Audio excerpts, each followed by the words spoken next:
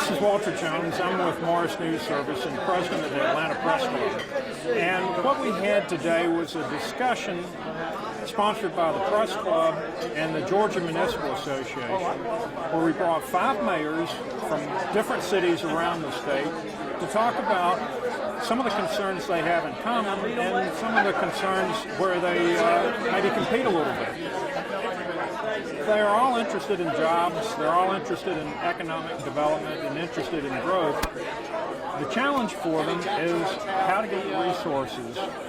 And it was interesting to me that they talked about one of the goals they wanted to have is connectivity between their various communities to build on the energy, the innovation of their various communities. They talked about how they're looking at a different model to pay for resources, especially roads. It's a sales tax, a regional sales tax that passed in 3 regions of the state. The mayors from those areas were very positive, and they also talked about toll roads. And so I don't know that any real problems were solved comprehensively, but I think it was a good discussion and something that I would like to see more of in the future. Artie Davis was elected mayor of Augusta in 2014 after serving both as a state representative and a state senator. He's also worked nearly 2 decades in systems, automation, and control engineering. Mayor Davis has been recognized by numerous organizations and constituent groups, including Georgia Bio, which named him 2010 Legislator of the Year for his work in the life sciences industry throughout the state of Georgia, and the Georgia Association of Career and Technical Education named him Policymaker of the Year in 2014. Next, we have Mayor Michael Davis, who's been mayor of Dunwoody since 2011. He ran on a platform of creating and running small, efficient, and responsible local government. Mayor Davis promotes a strong foundation of city governance and a balanced approach to growth and development. Before being elected mayor, he worked for more than 30 years leading and managing businesses from Fortune 500 firms to startups. He relinquished the role as president of My Georgia Doctor Incorporated in order to run for mayor of Dunwoody. Rusty Paul was elected mayor of Sandy Springs in 2013. Mayor Paul brings more than 35 years of federal, state, and local policy and public administrative experience to the job. His experience includes serving as Assistant Secretary of Housing for Congressional Intergovernmental Relations in the first Bush administration. He is a former state senator and also served on the Stone Mountain City Council, the Stone Mountains Planning and Zoning Commission, and served 2 terms on the Georgia Municipal Association Board of Directors. In 1995, he was elected chairman of the Georgia Republican Party and served on the Republican National Committee, where RNC Chairman Jim Nicholson appointed him to chair the State Chairman's Advisory Committee. Robert Reichert was elected mayor of Macon in 2007 and again in 2011. He was instrumental in bringing consolidation, got that passed in October of 2013, and then was elected mayor of the new Macon-Bibb County Consolidated Government. Throughout his terms, Mayor Reichert has focused on growing Macon-Bibb to become the transportation, logistics, and cultural hub of Middle Georgia region. With an historic downtown nestled among 2 major interstates in the heart of the state, Macon-Bibb is poised to be a leader in the downtown redevelopment, alternative transportation, and economic development. And Teresa Tomlinson has been mayor of Columbus since 2011. Since taking office, Mayor Tomlinson has helped reform the city's pension plan and the city employee health care system. She also called for an investigation that led to prison reform at Muskogee County Prison. Before being elected mayor, she practiced with the law firm of Pope, McGlamry, Kilpatrick, Morrison, and Norwood, where she specialized in complex litigation and was the firm's first female partner. She is also past executive director of Midtown Incorporated, a nonprofit community renewal organization. Let's welcome our mayor.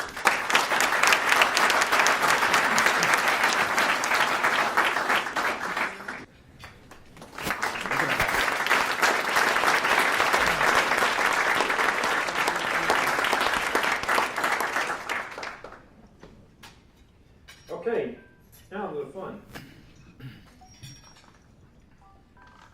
Well, let's start off with a fun question. And it is common to be a little frustrated at economic development, the ones that get away, and sort of the games of incentives that are played between the different states. But now we've got a new wrinkle where we have some communities who are playing against each other within the state. Example A is the Braves moving to Cobb County. So I'd like to hear you weigh in on that issue and whether or not that's a healthy thing for cities to compete against one another. Rusty Paul, would you like to start that off? Wow. Yeah, I think it is healthy. Mike and I compete all the time. As long, and we compete with each other in various aspects of economic development. Competition is not the challenge. The challenge is knowing when to compete and when to cooperate. And I think we've done a reasonably good job of that in our area. We work together in promoting economic development in the center, where Mike and I are together in the central perimeter area. We work together to try and bring people here. Now, once they make the decision to come here, then we go like cats and dogs, trying to persuade them. But I think that there's a balance that you have to be able to cooperate at a certain level, and then when you get to the doorstep of success, then you can start competing to get them into your location. But I think competition is always a good thing. But what about competition from an entity that's already in Georgia? Teresa, what you look like you're dying to weigh in. Well, of course, it's slightly different in Columbus than it would be in the metro Atlanta area. Where really, I can see how you are going to be competing against your neighbor. We have the Valley Partnership, 5-county region in Southwest Georgia, and we also include in that partnership activity Phoenix City, Alabama, which is just across the river. Because if we can land a major employer, obviously, then there's benefits to that whole region.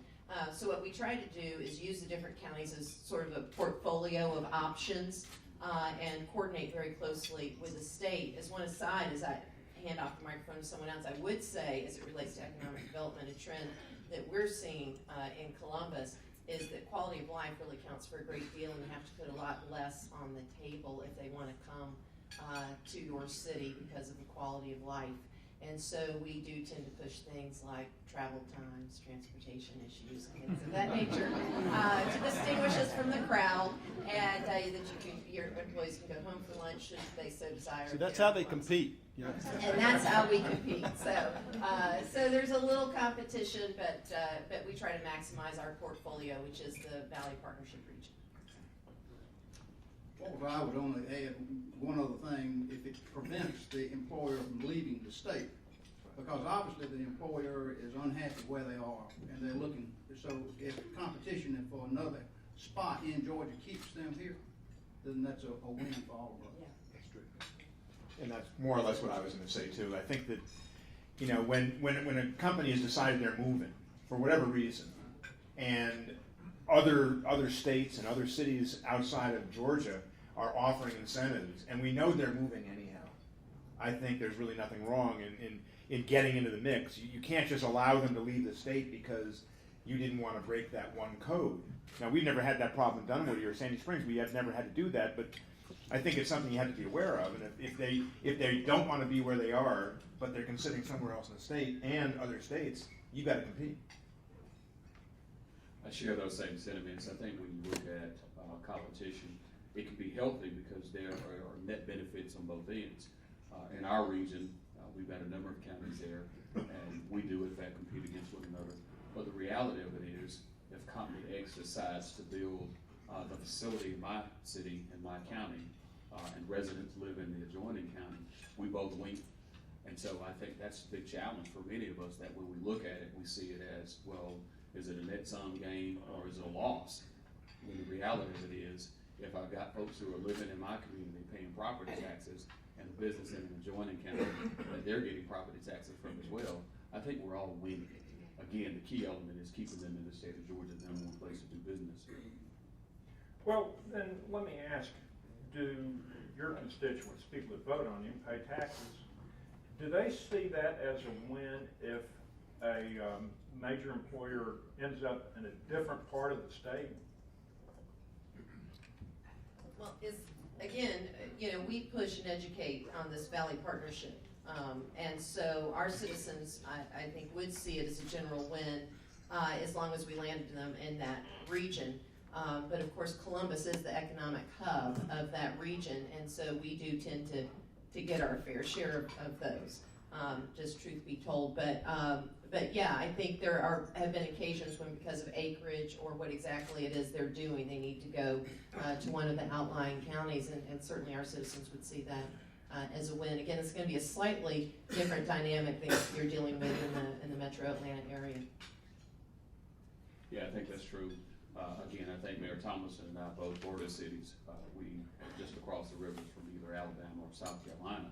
And in our case, in our region, when you think about what's happening in the Augusta community with the Cyber Command Center of Excellence being named in Augusta, we've got people who are moving from Fort Meade, Fort Belvoir, the Virginia and Washington area, but they're locating. And so people see that as a win for the entire region as opposed to, oh, well, it's just a win for some of the people in Columbia County. The reality of it is they're moving in the entire region. That's not just in Richmond County, Columbia County, but also in Aiken County as well. So I think there's some tremendous benefits and synergies that exist there as communities. You can have spin-offs, for Right. instance. Well, so let's talk about the state government. What is your view of how well the state is doing in helping to attract jobs? To start off, what state agency is doing a good job? Can you name one who's got a favorite? I think the State Department of Economic Development is one of the best in the country. They do a phenomenal job. They work with the local communities. They have that balance of being able to protect the confidentiality that often comes with these major searches, but bringing the communities in at the appropriate point and working very closely with us. We've had a magnificent relationship with the State Department of Economic Development. We work well with the Department of Transportation. I see the state, and we're even beginning to look at Fulton County, which is unusual. I don't think any mayor have ever said that out loud. But we're beginning to look at Fulton County as all of us working together as a team to be able to bring things in. Economic development is not a zero-sum game. The economic benefits of locating in any one community are simply like the rock that's dropped in the pond. It has waves that ripple across. And if you've got to understand that that's this dynamic, it's not static. And if you see it in those terms, then if these other mayors get something, those ripples ultimately will come and benefit all of us. I'll weigh in on it, just since that's my most recent job. But I think I look at it from the perspective of everything begins and ends in the state of Georgia under the Gold Dome. When you look at the policies that are created there and ultimately signed by the governor, they become the catalyst for what happens in our local communities and in our regions. Obviously, what happens under the Gold Dome from a legislative perspective translates into actions that these state agencies take, whether it's the Department of Economic Development, with the film industry, with over the last 10 years, we've taken a small investment of resources with legislative power to go along with that, and that's translated into an over almost $2 billion a year industry with just the film component, not even including how we bring industries into the state of Georgia. You then translate that into what we've done from a transportation perspective, again through policy initiatives of where 3 of our regions were successful in passing T-SPLOS. Now they've teed up something different, which gives other communities an opportunity to get involved in the game of how we manage our transportation networks. And so I think that you can take those two, just as Rusty said, but the reality of it is, from a legislative perspective, those things really need to be leveraged in our local communities in terms of how we manage our cities. Anybody else got a favorite? Or then the next question is, who could be doing a better job? But if you got a favorite, you be positive here. Okay, so who could do a better job? Which state agency is more weak?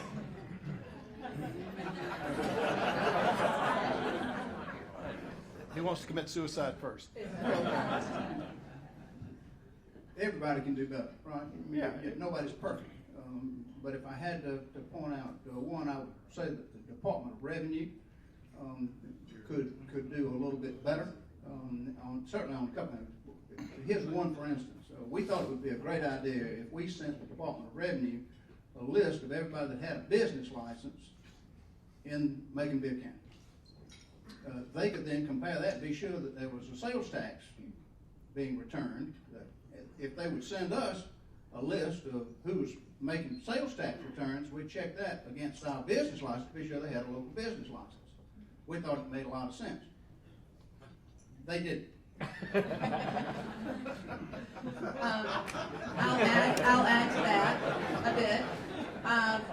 It's very interesting, and for the few lawyers that may be in the room, usually what the Department of Revenue says is that that information is confidential. However, that particular statute has a population clause in it, so it's not confidential if you're Fulton County, but if you're everybody else, your sales tax information is confidential as to the county that it's benefiting. So you get out there and pass on your reputations and your goodwill for a local option sales tax or SPLOST, and then the state won't give you the transparency you need to really convey to your citizens what's going on, and that's unfortunate. And I actually feel like that tide's about to turn.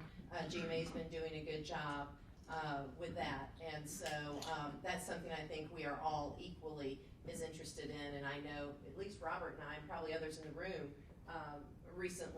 fairly recently visited with the former commissioner of the Department of Revenue about the issue. So I feel like the tide's turning a little bit. Let me just add to that. I think Doug McGinnity, the former commissioner, was pushing in that direction, and I think Lynn Riley, the current commissioner, is also pushing in that direction. I think not wanting to share all that information is in the state's better interest, and not in the cities and the counties. But when it's all said and done, we in Dunwoody, with the Perimeter Mall and all of the shopping and goes on there, that we are the economic engine of this, and we are a huge sales tax generator, and yet we have no idea what we're contributing to the state or to the region. And it's important for us to know this so we can make decisions. And that's part of my problem, is I don't have the information to make the right decisions. And Mike raises a really good point, Walter, that I think we do need to follow up on a bit, and that is that we're a consolidated government, and it matters very much to us as well. So we're the county and the city, and yet it does matter. But for a very long time, the state's been hiding behind, on this issue, the fact that there's so many cities and how difficult it is from a software standpoint to discern between what belongs in which pot. But they can't even do it for the counties, and I know that we can do it at least for the counties, and then we can figure out the software. I just feel certain of how we can get it to the cities as well. But bottom line is, it's the taxpayers' money, and they deserve to have information and transparency related to that, and certainly it affects how we make decisions related to economic development and other investments we're making in our communities. Can I segue that? Let me just add on to that. We find it interesting that the Department of Revenue says that they can't identify point of sales. They can't break it down. So if you're trying to figure out how much money was sales taxes due to the city versus the unincorporated area of the county, they say we can't do that. We don't have the capability of identifying point of sale within a municipality, etc. I told them, go talk to the folks at the lottery, because within hours they can tell you where the winning ticket is sold, what convenience store, and even the name of the clerk that sold it. It's in the phone. Maybe that's what you need, is a sales tax lottery. I swear I shall relinquish the microphone after this. But the truth is that they can't. They say that they cannot tell you that type of information, and it's very disturbing. But anyway, I'm going to pass it off to somebody else. Well, We can talk further further detail, yeah. I knew there wouldn't be any big fans of the tax man. That's Well, probably usually the case. But speaking of taxes, three areas, as Hardy mentioned, three areas passed a sales tax on themselves for transportation. And now we have a new transportation law that allows regions to do that again, or to do sort of a T-SPLOST light version. And so I'm curious if your area is talking about taking advantage of either one of those, or if you think there's still some problems with the way the law turned out. Well, let me take that just for a second, on one part of it at least. Yeah, I think the T-SPLOST in our region was the right idea at the wrong time. As soon as it failed, the economy picked up, and all of a sudden traffic got terrible around perimeter, around top end of 285. And I think that had that same question been put on the ballot 2 years, 3 years later, I think it would have passed. But I don't think anybody was really feeling the pain at that time, because the economy was still in the doldrums, and we didn't have the traffic problem we've picked up in the last, 2.5 years, Rusty? Yeah. So does that mean you'll do another one, or? Well, I don't do them, but that's above my pay grade. But I imagine it would happen again. Yeah, I think, and it was interesting, when they did the surveys just this last legislative session, the citizens of at least the metro area said transportation was the biggest problem. Traffic congestion was the biggest problem. And going back even 3 years ago, that was not the general consensus. So I think the tide has swung. Perhaps a differently written T-SPLOST would help, but I think people recognize now there really is a problem. And the fact that we were able to get the Georgia DOT and the governor to sign off on $1 billion of fixing 285 and 400 is a sign of recognition. Rusty? Well, I think too, I agree with Mike on one level, but also the T-SPLOST in the metro Atlanta area tried to do too much. It tried to make everybody happy and didn't make anybody happy. I think regional solutions are vital to transportation, but we have to rethink what our definition of region is. It's not 23 counties. Every area within at least the metro area has a different set of needs and problems. If you try to solve them all with one big omnibus tax program, you'll fail every time. But what this new legislation does is allows us to redefine the region, at least in a county level, so that we can work together in smaller units to deal with those local transportation issues. And we are beginning to talk about how we can do that. Because our needs in Sandy Springs are actually different than Johns Creek, and different than what Vince and those folks have down in the south end of the county. So we have to work in smaller units, but still think in regional terms, because the roads don't end at the jurisdiction lines. So we do have to work together, but redefine region down from 23 counties to maybe 1 or 2, or even within a county as diverse as Fulton, within a subset of municipalities. Okay, it sounds like you're ready for one. Anybody else ready to announce a new initiative? we have it, so. Everybody else did it. 6 counties in the Middle Georgia region have submitted letters to the Middle Georgia Regional Commission indicating their desire to start the process again. 6 counties is a majority of the 11. So we're going to start the process again to see what we can do. I think there's several advantages. You've heard this now at least half a dozen times, or maybe even 8, 10, 12 times already in this program, the need to think regionally about so many different things. Because so many of our problems don't follow political lines, whether it's city lines or even county lines. And this is the point that I wanted to make in addition.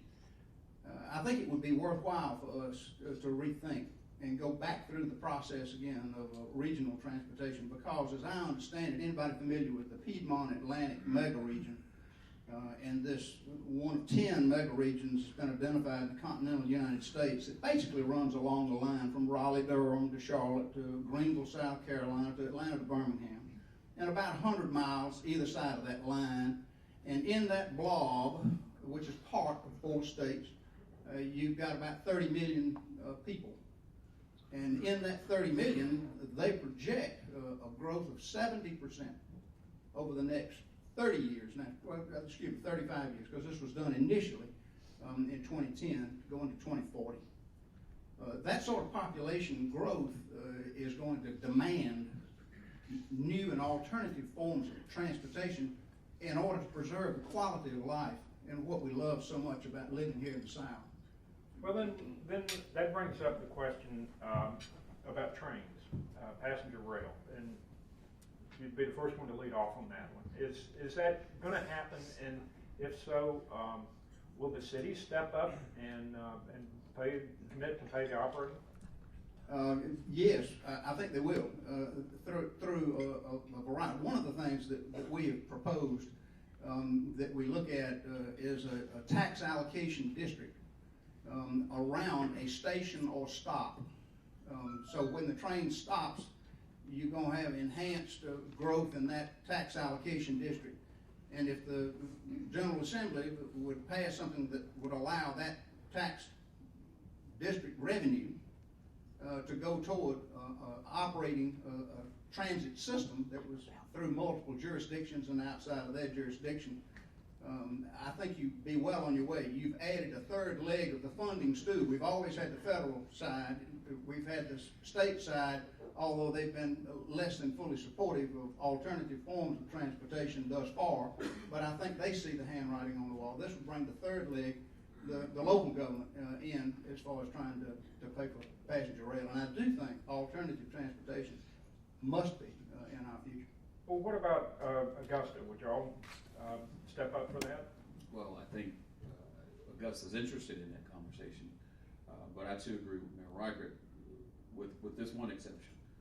I think there's a report just a few days ago that came out that Georgia is not necessarily at the top of the list with regards to the level of federal funding that we receive. I think this is a critical issue. One, we need to rally around our congressional folks and encourage them to do more than give us a short-term federal transportation bill. But when you talk about big initiatives such as this, you can't go the way of success without greater support at the federal level. The locals, we can do some things. We will have to do some things. But without question, we've got to have substantial federal support, AKA Charlotte. Georgia's not been competitive. That's just the reality of it when we talk about passenger rail. And so that would be what I would champion from Augusta. We need broad federal support. There are other things that we can do. If there's a component where we use T-Plus beyond our initial 10 years to be able to leverage that for the express purpose of passenger rail without passing on some other tax to the citizens, then I'd be very supportive of it. We just finished a feasibility study. We've had a mayor's commission on passenger rail since 2012, and we commissioned a passenger rail feasibility study through a grant with the Georgia Department of Transportation. We raised the private funds for the match, and it actually showed that we could pay for operation and maintenance from the operation of the train itself. And so you have a couple of things that I think we need to start thinking about as a state. First of all, this would be a $3 billion train line, 90 miles from Columbus to Atlanta, 61 minutes with one stop in Noonan, 1.1 million one-way trips a year, 6 times a day. So they've broken it down. It's HDNB who does this, of course, across the country, that were the consultants that did this feasibility study for us.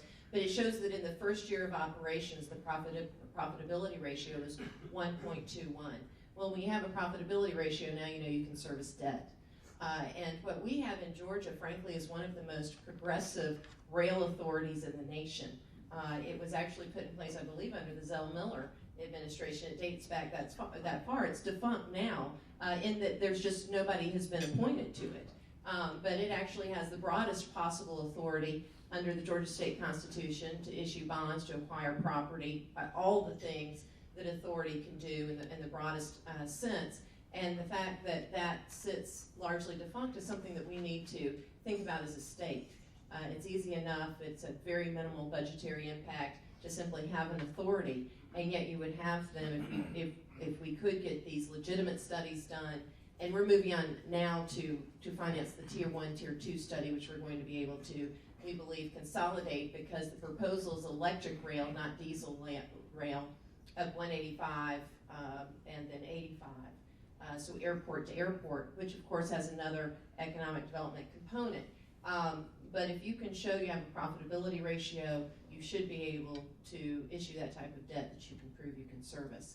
And that's the game, frankly, I think the Georgia Department of Transportation needs to get into, and they've been a part, by the way, of this commission. They've attended every meeting, and I commend the DOT for that. They've been very much a part of this and have helped us with these conversations at the federal level too. So again, I think this is something that is coming our way, and the state of Georgia really needs to get in the game on this, because we have the infrastructure to make it happen in a real way. Walter, can I add one little quick thing? So many people don't understand the difference about new passenger rail. And I had the experience several years ago of, within a fairly short window of time, riding the Acela between New York and Washington, and then going to Japan and riding the Shinkansen, the bullet train in Japan. And I gave for a long time my impression of riding the Acela. As you sit there and alert from side to side, versus my impression of riding the bullet train, the Shinkansen. That's because you didn't speak Japanese, right? The difference is unbelievable. And I really think when Governor Perdue went to Spain and rode high-speed rail, it was an eye-opening experience. He came back trying to do something about rail back the time the economy went to tank. It is unbelievable. And even if you say, I am wed to my car, I want to stay in my car, fine. We're making more room for you on the road so that you can sit there, because there are a lot of people. And if the projections are right, and 80 million people more moving into metro areas around the continental United States over the next several years, 80 million more. If Atlanta gets 5% of that, well, I can do the math. 10% be 8 million, 5% be 4 million. More people moving into Atlanta? And you think you're going to solve the problems by adding another lane on the interstate? I don't think so. The concept of passenger rail is not about, you have to get away from Amtrak, it's not about selling tickets, it's about connecting economic resource centers. So when you connect the synergy of Columbus State University with Georgia State University and Emory University with our regional hospital, you know, and so on and so forth, that's what you're doing. So you're connecting completed infrastructures through this high-speed rail so that you don't have to get about the business of constructing this incredibly expensive infrastructure of sprawl. And so that's why rail is so efficient from an economic development standpoint. Well, let's shift gears from rail to asphalt, because even if rail got approved tomorrow, nobody's going to be riding the train for probably a decade. 16 years. Yeah, okay. And of course, we know how long it's taken to dig the ditch in Savannah. That was 16 years. So we're stuck with asphalt in the meantime. And so now let me just kind of get an assessment of how the state allocates road paving, road money. Is it fair? Does it make sense? Should the money go where the need is the greatest, where the traffic is the worst? Or is this an economic development tool? And I'd say where the traffic is the heaviest, obviously, would be within a few miles of this building. So is that the way it ought to be done, or? Let me take that just for a second. I don't think the state DOT has enough money to do economic development.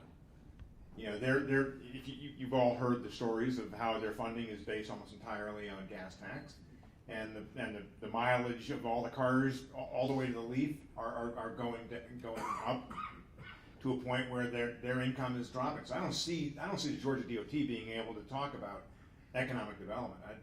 It's a struggle for them to keep up with what's already going on here. So you know, but getting back to the asphalt issue, I still think that it's going to be interesting to see what's going to happen over the next 25, 35 years, where we're talking about not just having the additional people, but how are they going to get to work? I tell the story often. My kids, I grew up watching Leave It to Beaver. My kids grew up watching Seinfeld and Friends, and they think the right way to live is on the top of a 30-story building and meet other friends downstairs.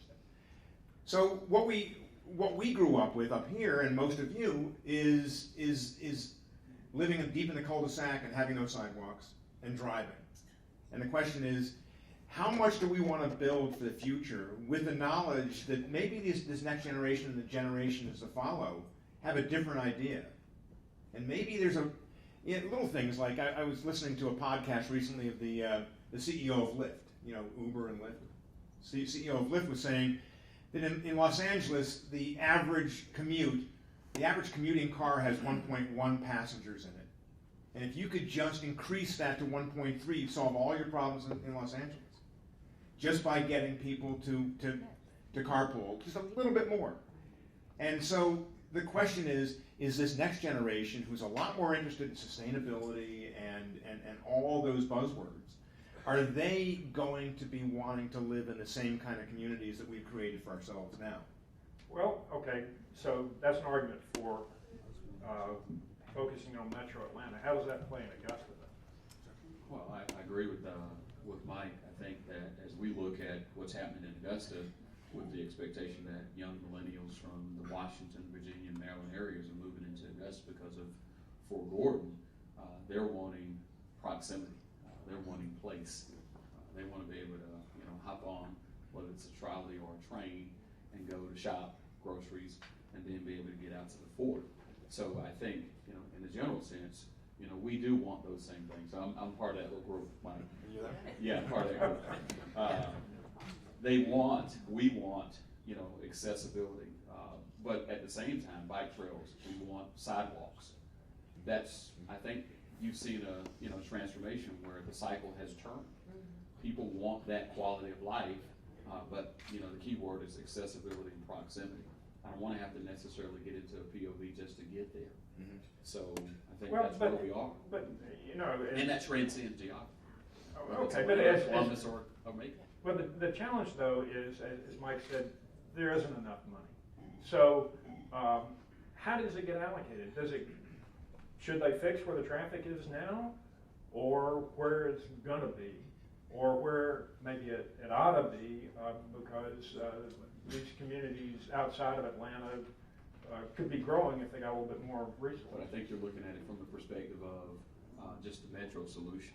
I think that's the whole premise by why we're having this conversation, that there are regional and local solutions that we've engaged in that allow us to begin solving these problems on our own.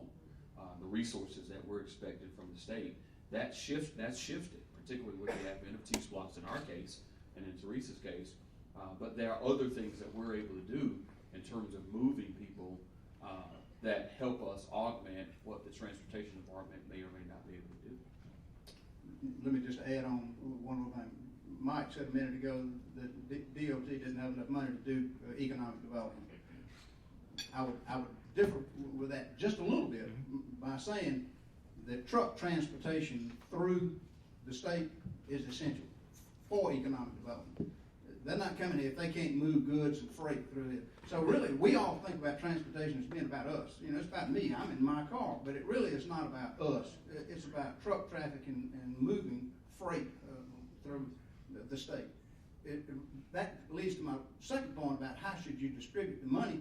You need a statewide network of roads for the time being. And Macon-Bibb County has got one of the largest projects. It's not quite as large as 400 and 285, but it's the intersection of 16 and 75 that's being redone to the tune of about $450 million. So that money having to come there, but you've got to fix it. So that's the second drain, if you will, to try to do this all over the state. But really what I hope we can go back to is pick up on Teresa's point. We've got to find a better way to connect cities, nodes of population in Georgia together without getting on the road. We've got to find a better way to connect them, because that's where the real synergy is. That's where the future is. If we can connect, we can connect universities. I mean, they even talked about the train from Athens to Atlanta being the brain train, trying to connect Georgia and Georgia Tech and that kind of, that sort of synergy. Through medical issues, through higher education issues, you're going to have that sort of synergy and connectivity if you're going to be competitive with other states in the future. Let me give the urban side of what they're talking about. If everybody that wants a job has to move to Atlanta, we will never solve the transportation problem. But if you can live in Macon and Columbus and Augusta and Savannah and Dalton, catch a train, come to work, and go home, and that's the kind of lifestyle, the quality of life that you would like to have, you can stay in place and still have the economic benefits of moving through. That's why this connectivity, which you can do with trains, that you can't do with automobiles, is so important. Looking forward to be able to disperse our population, yet get them into the job centers very quickly. Now, let me give you kind of the flip side. Sandy Springs does have commuter rail. It's called MARTA. And the biggest challenge we have is getting people on it. Now, we know that MARTA has deficiencies. It doesn't go where everybody wants to go. It stops right now at the upper limits of Sandy Springs, and once you get in your car, you're going to continue driving where you want to go. We spent since I've been elected, my staff and we've worked hard to come up with policies to try and get people to use MARTA. If we had a 25% increase, not 25% of the people working in the perimeter market, but 25% increase of the people who are already using MARTA, we'd have no mobility issues. You could go, everybody could go and come pretty much as they please. But when we meet with the employers, many of them are doing many things to encourage people to get on, and we find that they still ride their cars to work, and then they complain when they get there about the traffic. And the biggest challenge we have is getting the development community to buy in. They want to build projects, but not necessarily, and they want to take advantage in the metro area of the ridership credits that come with that development, but want to do absolutely nothing that connects their development into the MARTA system. You can't have it both ways, but we have to figure out something. Yes, the short term is asphalt, and I'll talk about the taxation in a hush. To answer your question, Walter, is taxation has to, if you want compliance, taxation has to be perceived as fair. And if you put all the money in one area where the traffic is the worst and everybody else is paying into the system and not getting what their perceived benefits, then you lose political support for your taxing system. So you have to have a balance. You really have to look at where the needs are, but you got to make sure that all the people who are paying feel like they're being treated fairly in that process as well. So that's the balancing process that you got to go to when you're allocating funds in any form of taxation for any kind of service. Well, personally, I would have to say that rocket cars are the solution. I'm aboard. So when we have those, we're not going to have those problems, except if you picture Atlanta's traffic and the connector in a three-dimensional world. Now that may be a little bit challenging. Well, even with, if I could just, even with some of the things you're talking about, and I know you're half joking, but a lot of people aren't when they talk about these things, that still requires the kind of infrastructure that's very costly to us, parking decks and lanes and concrete and asphalt and things of that nature. And so I think we've heard about passenger rail, and of course I'm a huge proponent, but I will tell you, we're seeing more and more. We have the best city manager in the state of Georgia here is Mr. Isaiah Hughley, and he can attest to the fact that we're spending right now the majority of our time on our cycling grids in Columbus, Georgia. And the reason why is because I know everybody in this room just rolled their eyes and said, it's for recreation and kids. Not with this generation that's coming, and it's absolutely imperative for your quality of life, for economic development. You will not lure any tech companies or any company that fancies itself as a tech company if you don't have a bike grid of some sort. And so it really is part of the equation of your overall transportation network. So it's very important whether you're in Atlanta, Columbus, and as Hardy was saying, in Augusta. We're spending a great deal of our time with cycling connectivity, and people are using it for more than recreation. So that's the wave of the future. Catch it. Just saying. Why don't we open it